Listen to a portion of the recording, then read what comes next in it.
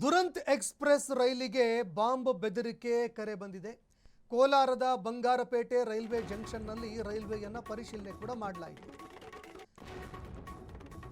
ದುರಂತ್ express ರೈಲು ಸಂಖ್ಯೆ 12245 ಈ ಟ್ರೈನ್ಗೆ bomb ಬೆದರಿಕೆ ಕರೆ ಬಂದಿತ್ತು. ಇನ್ನು ರೈಲ್ವೆ ಹಾಗೂ ಬಂಗಾರಪೇಟೆಯ ಪೊಲೀಸರು ಪರಿಶೀಲನೆ ಮಾಡಿದ್ದಾರೆ. ರೈಲ್ವೆ ಅಧಿಕಾರಿಗಳು, ರೈಲ್ವೆ ಪೊಲೀಸ್ ಸಿಬ್ಬಂದಿಗಳು ಹಾಗೆ ಬಂಗಾರಪೇಟೆ ಪೊಲೀಸರು ಪರಿಶೀಲನೆ ಮಾಡಿದ್ರು. ಕೋಲ್ಕತ್ತಾದಿಂದ ಬೆಂಗಳೂರು ಮಾರ್ಗದ ಎಕ್ಸ್‌ಪ್ರೆಸ್ ರೈಲಿದು. ಪ್ರಯಾಣಿಕರನ್ನ ಇಳಿಸಿ ಬಾಂಬ್ ನಿಷ್ಕ್ರಿಯ ದಳ ಇಡೀ ರೈಲಿನಲ್ಲಿ ತಪಾಸಣೆ ಕೂಡ ಮಾಡಿತು.